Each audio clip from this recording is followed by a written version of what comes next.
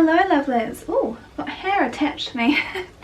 Hello lovelies, welcome back to my channel. My name is Bryony, and on Tuesdays what we do is we put on some makeup and we talk about a serious topic. This is kind of in like the vegan topic series, which I've sort of been doing sporadically. If you want more of these sorts of videos, I'd more than happily make them. Just let me know in the comments basically. So what we're actually talking about today is cell cultured meat, animal free meat, like this cool space which is just like expanding. And I came across a really interesting article that I just wanted to talk about with you and like get like your feedback on it, because like I think that this is a very exciting space to be in at the moment. Before we go any further, everything that is on my face is cruelty free, vegan, not owned by parent companies that test on animals, and all of the sources for my information are in the description box down below. So without any further ado, I just want to have a quick disclaimer.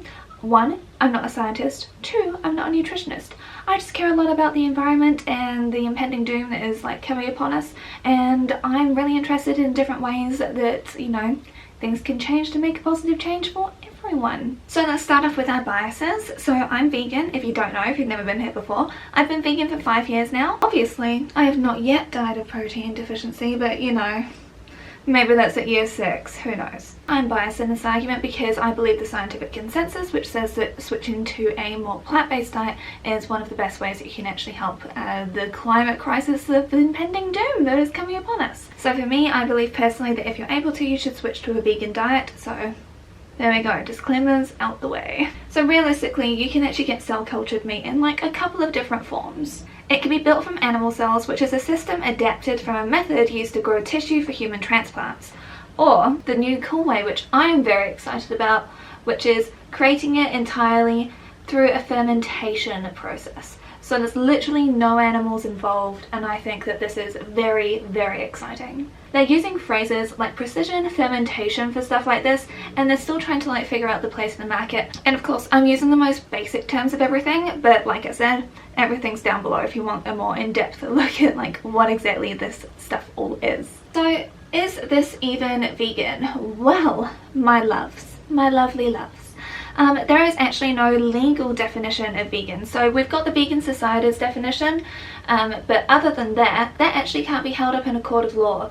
So it doesn't exactly matter about that stuff, which is quite depressing because, you know, you would think that you'd be able to be like, no, this said it was vegan, but apparently, super fun times. But basically the definition of vegan is like avoiding the use of animals as far as it's practical and possible. Otherwise you end up in like that weird spiral that's like, but you can't be alive at all because you squished an ant in your life, and that means that you're going to hell, and like all of that other malarkey stuff.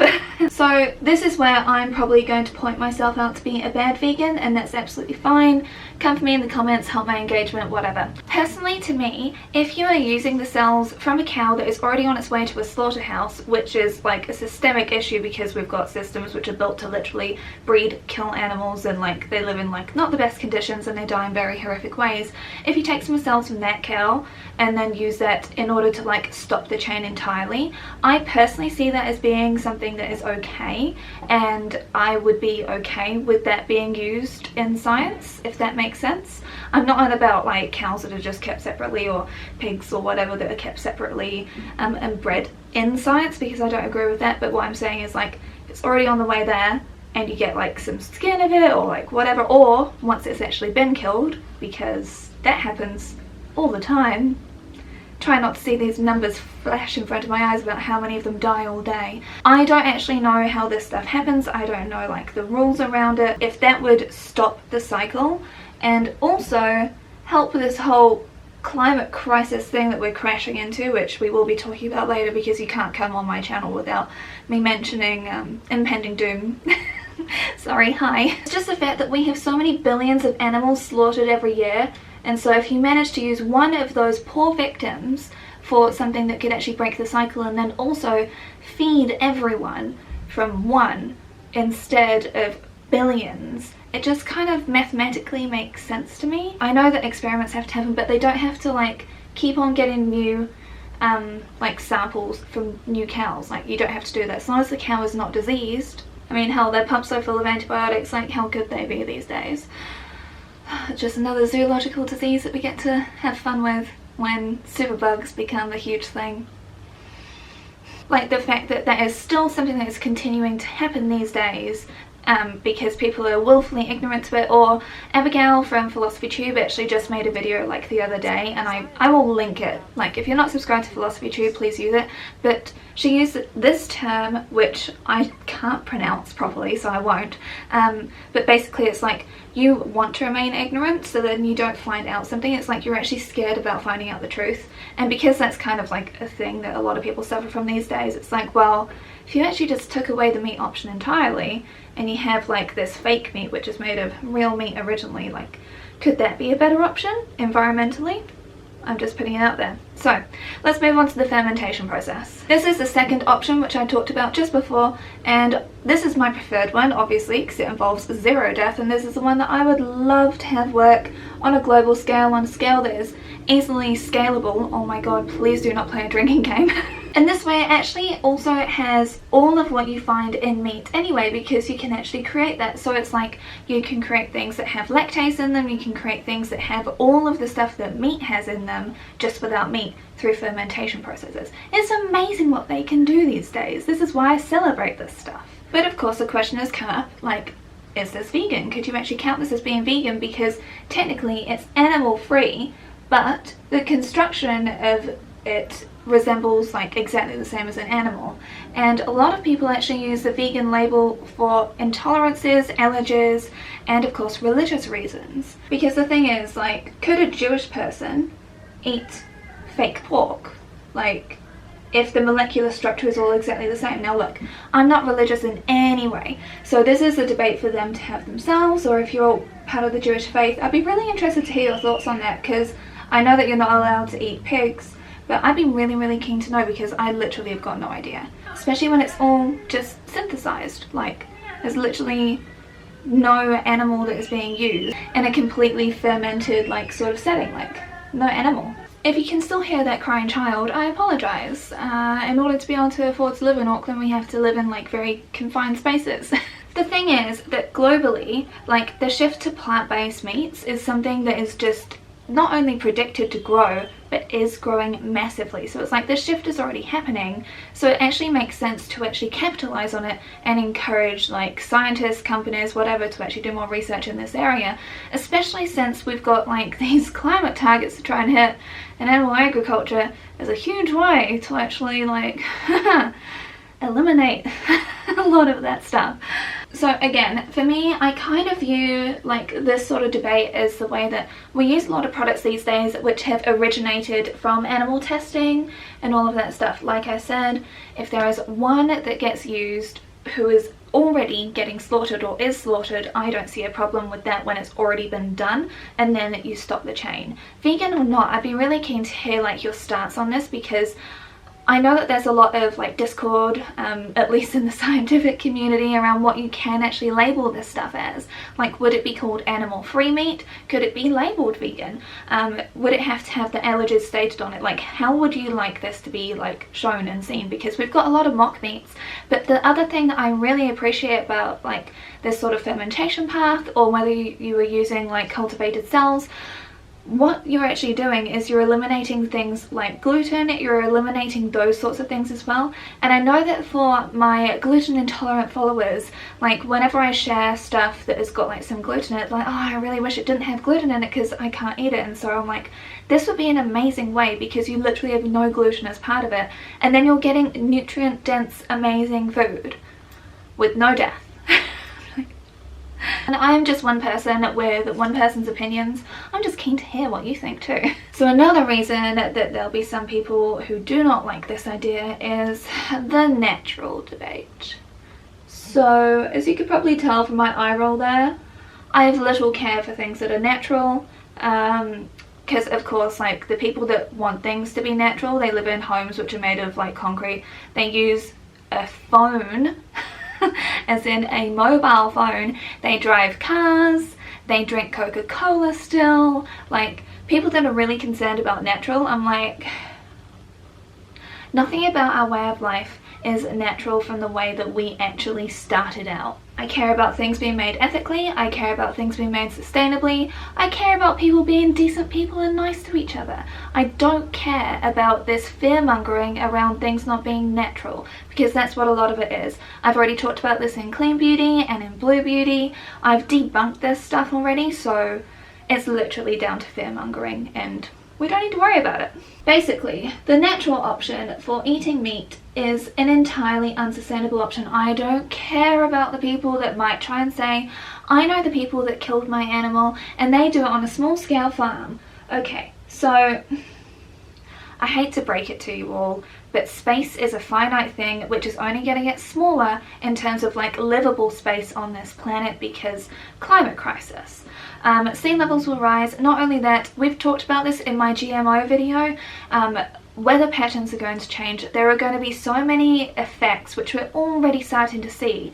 Like if you want to know anything about like the water issues, I will link the channel Second Thought because that's a really good channel that's highlighting this. Again, animal agriculture, huge issue. And sure, they may live on a small little plot of land and they may only have like 50 cows or something, some of whom they send away early for slaughter, some of whom they pimp out to impregnate other cows.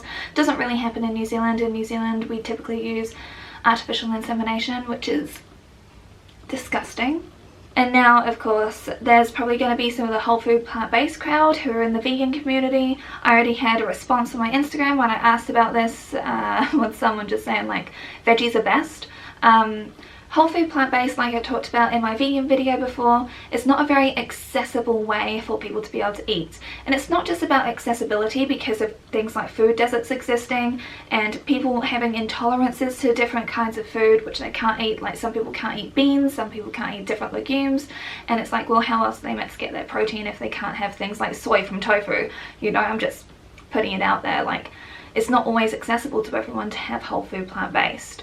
So not only that, but a whole food plant-based diet isn't exactly something that is really going to draw everyone in, because I don't know about you, but I like sweets. If I had to switch to being vegan and only eat whole food plant-based diet, I would be a very, very sad person. And thinking back to the way I was in the past before I became vegan, yeah, it wouldn't have appealed to me one bit. If you're worried about natural from that perspective and the fact that you're able to actually create something in a sanitary lab where everything is very clean, and if you saw the way that animals were slaughtered and the packing process for all of that, yeah, you wouldn't want to eat it anymore. And not to mention that, okay, so the whole unethical thing as well is the fact that a lot of the people that have to work in, like, whether it's meat packing or animal agriculture, a lot of them who are doing like the factory farming stuff actually suffer terribly with their mental health. And being the mental health advocate that I am, I'd be remiss to not raise it as being a big issue.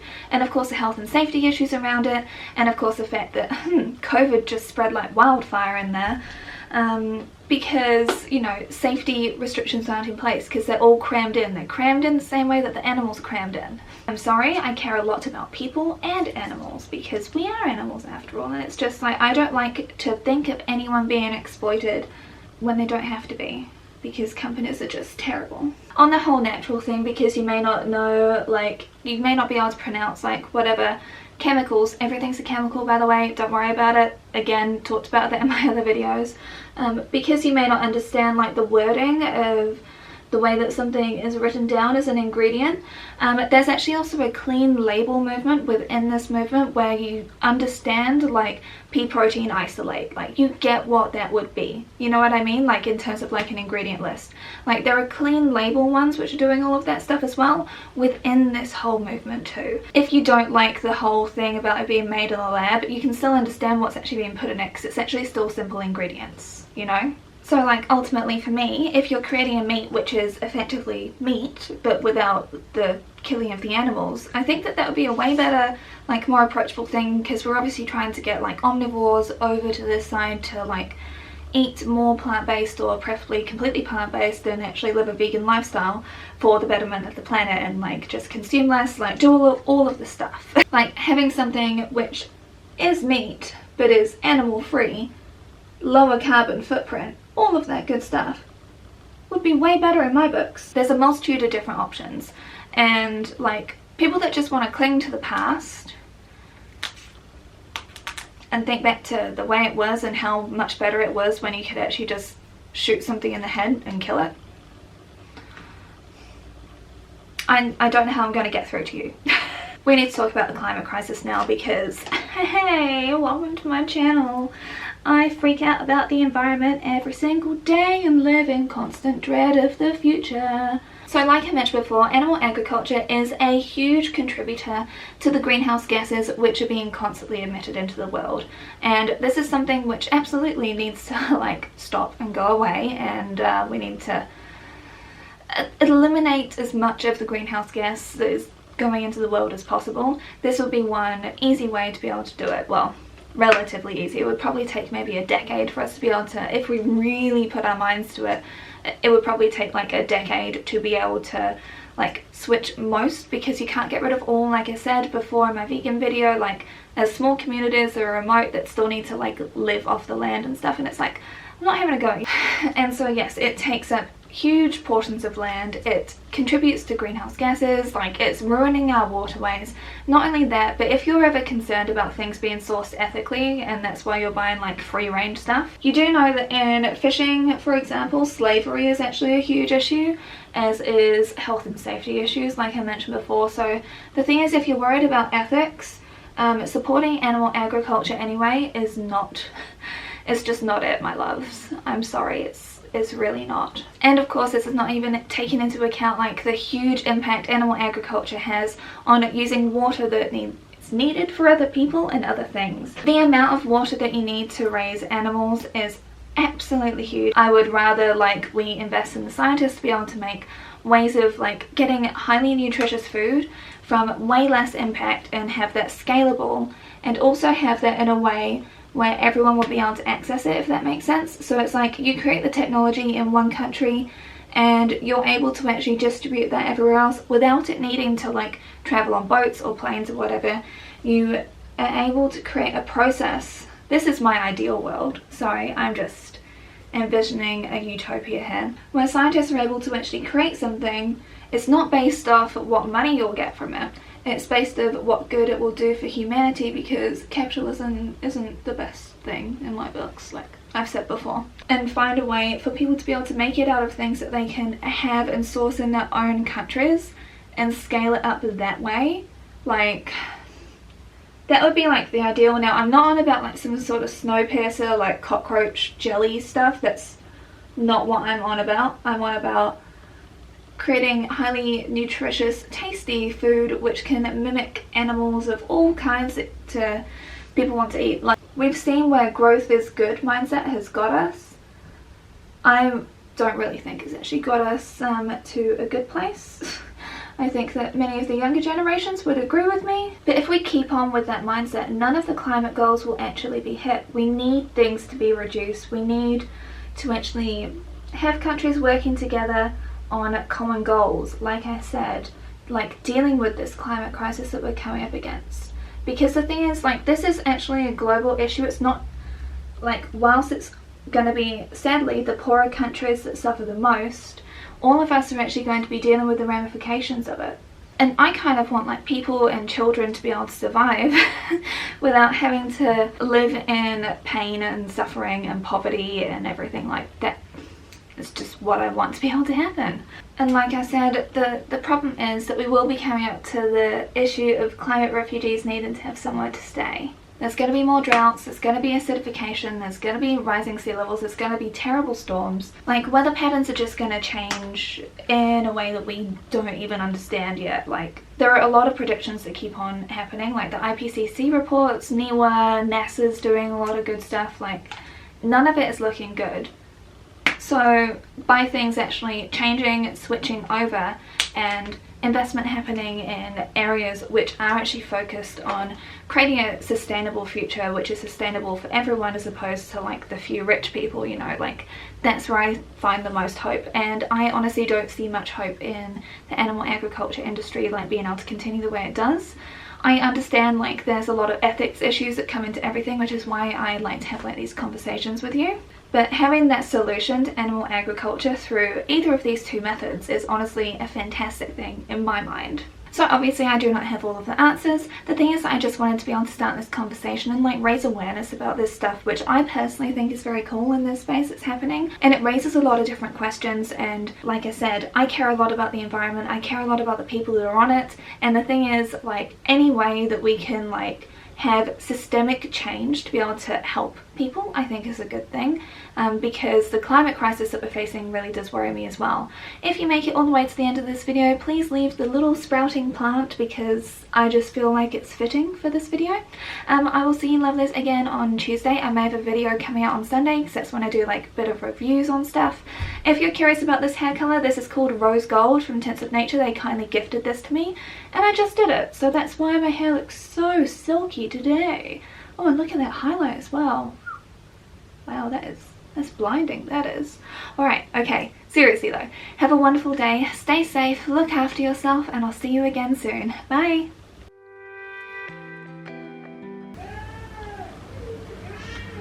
I'm never having children, I'm never having children. Oh no, still going.